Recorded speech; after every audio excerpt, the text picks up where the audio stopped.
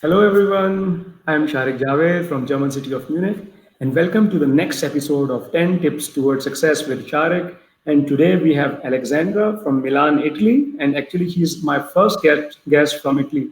Hello Alexandra, welcome to the show. Hi, Sharique. Thank you for having me. As you said, I'm a fashion photographer based in Milan, Italy. Even if I originally come from Poland, I'm also a writer and entrepreneur, and I help artists turn their creative passion into a full-time job. Excellent, excellent. So we have actually first artists in our show, and it will be great to inspire other artists to also earn money from their business, from their art. I mean. So Alexandra, can you share some tips? What you have for us for today? So my first tip is one of the most important, and it's that you have to understand that your art is your business if you want to make money from it. Because many artists only say, I want to just sell my art. I don't want to. I'm not a businessman." No, you are a business. If you're selling, you're a businessman. So you can't be afraid to learn at least the foundations of business to make sure that you can make money regularly from your art. Good tip. Yeah, thank you. Tip number two. Okay. Tip number two is that you have to apply something that I call an active mindset because you can't just wait for opportunities to come your way. You have to actively search for them. So even if you don't know really what to do and just trust your intuition and do even the smallest the thing that may seem silly for you, just take action and start because that's how you find opportunities. It's not that they will come to you just like that. This is a very good tip, and it's not just for artists but for everyone. That sometimes opportunities come to us, but we need to actively search for opportunities ourselves also. Very nice. Yes, definitely. The tips I'm giving, some work only for artists, most of them would work also for other businesses.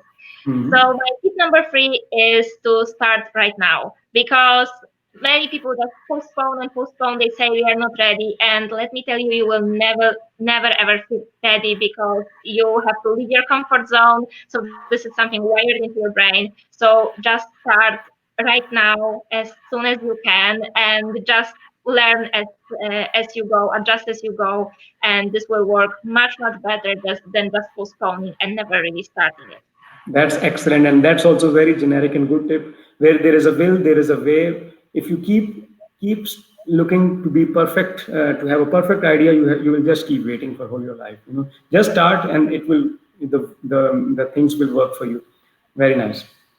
Definitely. So my tip number four is actually how to put it in action and how to really start. So make a list of 20 ideas that what you can do right now. Like even if they seem crazy, don't worry, just write them down. Even if you get blocked around number 8 to 10, don't stop, just keep going. And once you get this list and those creative juices flowing, most probably you will arrive even to more numbers than 20. Just order them in like from those that are easiest to and fastest to apply to those more difficult and just start trying them one by one. It removes all the overwhelm. You have a plan of what to do and just know that many of those things will not work and it's completely normal. You're not a loser. It's just how it is. You have to try various things to find those that work for you.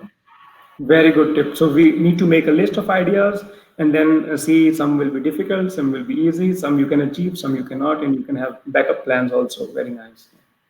So my tip number five is also quite generic, but it's also how to put it all in action. So when you have those ideas what to do, divide them into small actionable steps because if you have something as big on your to-do list as create a website, it's totally overwhelming and it's something you can't even do in one day, but we often write it on our to-do list and we just postpone it. So instead of writing on your today to-do list, create a website, write, don't know, search for designers. The next day, contact 5 designers, like really easy things that instead of write all the content for the website, write about me page. Something really small and easy, something like, don't know, create an Instagram profile, something that is you look at your page on your list and you're like, okay, actually, I can do it. And this way, doing those small steps, you actually move much faster than just postponing big actions that most probably you will never even take. Very nice tip. So dividing your task into smaller milestones and work in a dedicated way to first milestone, then move further. Very nice. Yes, even do it like even one action per day. You will see that after a week you already made huge improvement that you never even expected. So Very nice. my tip number 6 is use what you already have. Because many artists tell me, "Oh, I don't have a studio. I don't know, the right equipment. I don't have this. I don't have that." You really have focus on what you already have because you have many things to share and to give at this very moment. So instead of focusing on what you don't have, think about what you do have and all the possible ways that you can use it. So, for example, I'm a photographer, but I can also teach, I can also offer retouching services because I work with Photoshop, so I also can do graphic designs.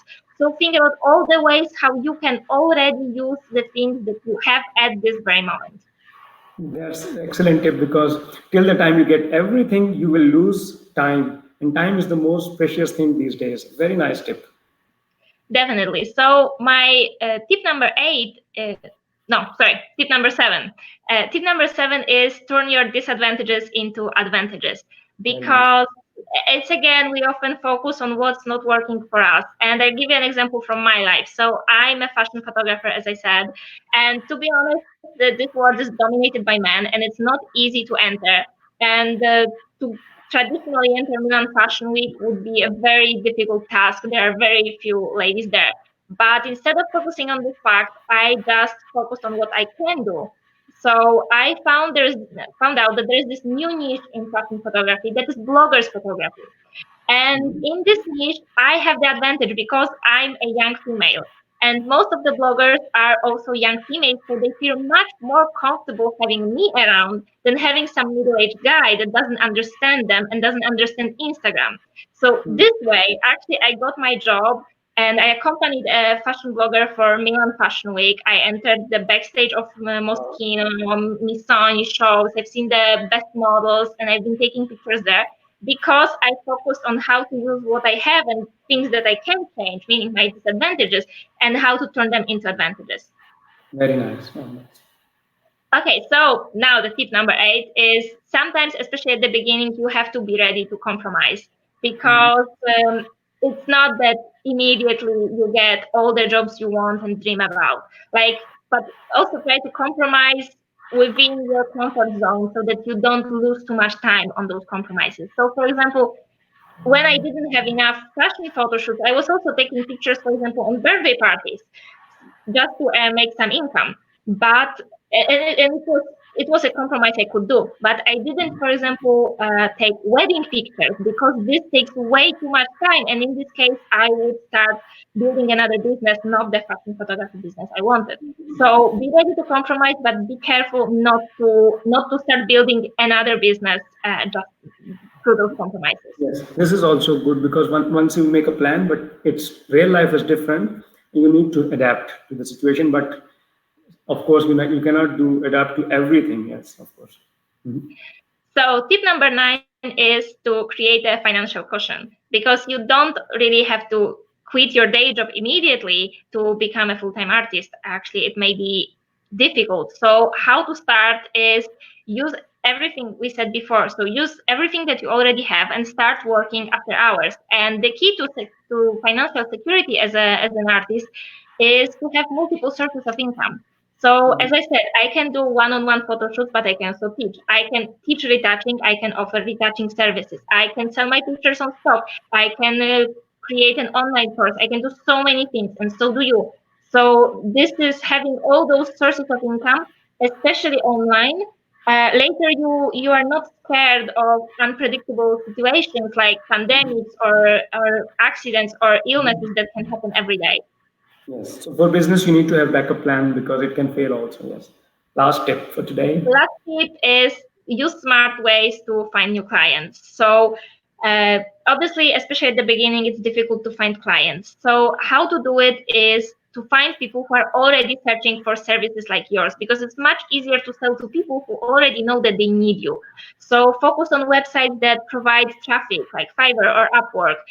Focus on local notice boards where people are already searching. focus on websites with lists, for example, because when I was searching, for example, for wedding photographer, I found there were websites with whole lists of wedding photographers, makeup artists, florists, and for me it was amazing because it was much easier to find what I needed. But for those professionals, it was also easier to get exposure. They will never get other ways. So try to find such websites, apps, and in your local area that already provide traffic, and they want you to earn because when you earn, they earn as well. Very nice tip. So try to find smart ways and new and modern ways to sell your services. Very nice tips. Thank you, Alexandra, for sharing the 10 tips to our viewers. I'm sure this will be very useful for the viewers. Thank you for So, having me. Alexandra, so Alexandra, it was very fast. We went to the 10 tips, but tell us about yourself. How did you came to this photography business? Because I think you studied law before that, right? Yes, as I said, I originally come from Poland, and back in Poland, I graduated law. And right after graduation, I moved to Italy to join my then fiance and now my husband.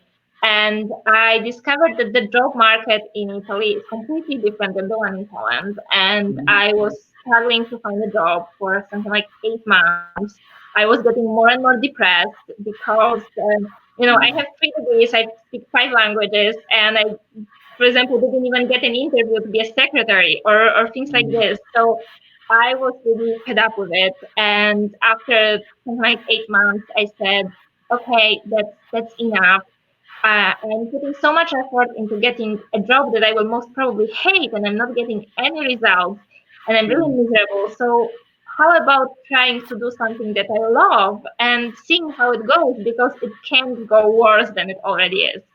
And that's how I decided to pursue my fashion photography career. Okay, very interesting. And I think most of our viewers can also relate because most of our audience is also immigrants or expats in different countries. And this is a common situation, especially for women also who come after marriages, that in the new country, because of the new system, they cannot adjust or start their profession they had studied. But as you said in your tip number 8, also turn your disadvantages into advantage or adapt into the new situation. And as you said, it could not go worse anyways because you have already tried out all the options and you tried something new. You were about from photography, which was your passion, and it worked wonders for you. So this is a very, very good role model for others that they can also try new things. Thanks. Yeah, so it was a pleasure and to have Alexandra from Milan, Italy. And for the viewers, also I will ask them to share this video to all the friends, especially the artist friends, and also not for it's very generic information for everyone. And stay tuned to our shows. We will come back with the next episode with a new guest from new country. And thank you very much, Alexandra. Thank you, Sharique, for having me here. It was a pleasure.